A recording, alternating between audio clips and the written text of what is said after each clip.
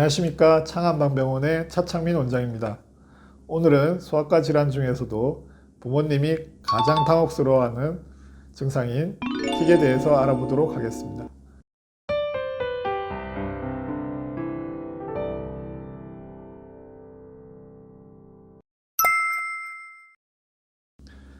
틱 증상이란 무엇을 말하는 걸까요?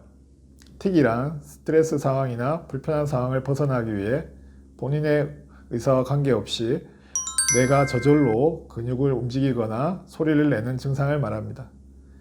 이런 증상이 나타나면 부모님들은 아이의 뇌에 이상이 생긴 게 아닌지 걱정을 많이 하시는데요. 결론적으로 이야기 드리면 아이의 뇌에는 큰 이상이 없습니다. 다만 뇌는 본능에 충실하고 스스로 방어하는 능력이 강하고 늘 행복을 추구하는 장기입니다.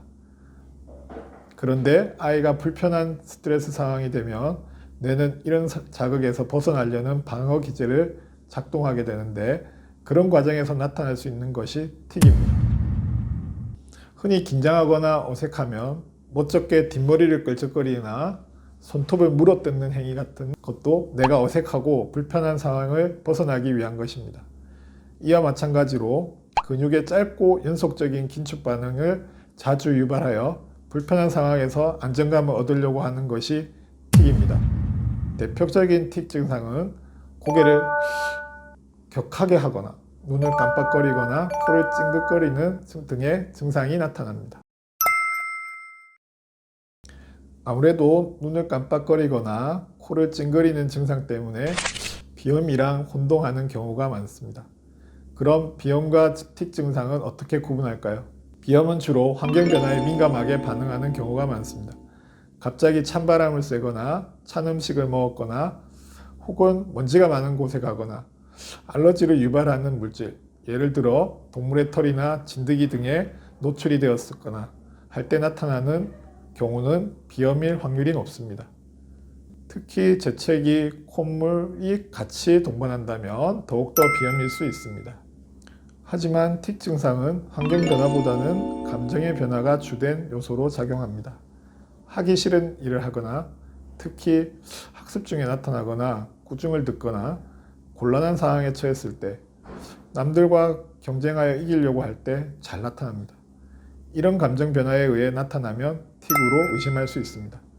만약 틱으로 의심되는 증상이 나타나면 언제 나타나는지, 어떤 소리를 내는지, 어떤 움직임을 보이는지, 얼마나 자주 반복하는지를 알고 의료진에게 전달해 주시면 진단과 치료에 도움이 됩니다. 틱 증상은 한방에서 어떻게 치료할까요?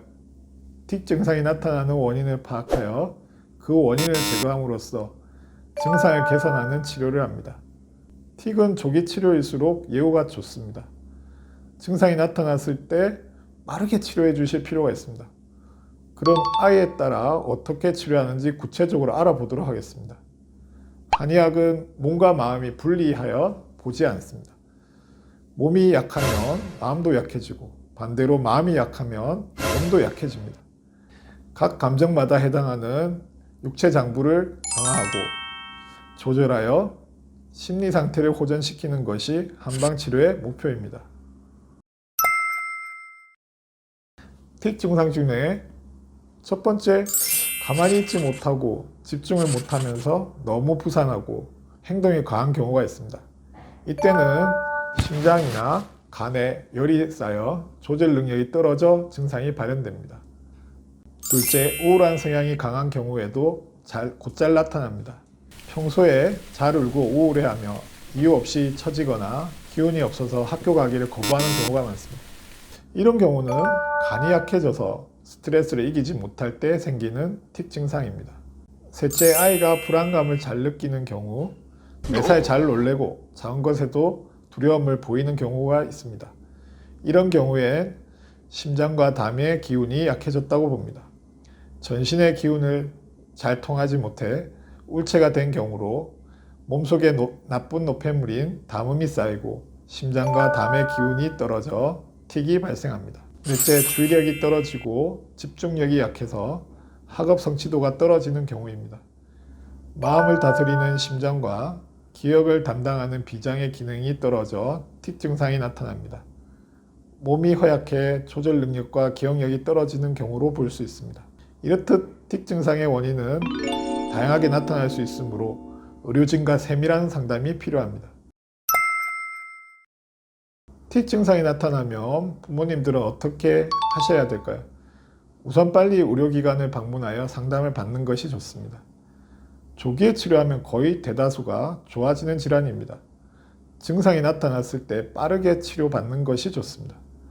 틱 장애는 부모님이 이 아이에게 어떻게 반응하느냐에 따라 치료 결과가 달라집니다. 틱 증상에 대한 무관심과 아이에 대한 애정어린 관심이 필요합니다. 무조건 모른 척 하는 것이 중요한 것이 아니라 아이가 심리적 안정감을 찾을 수 있도록 신뢰감을 주는 것도 치료에 많은 도움이 됩니다.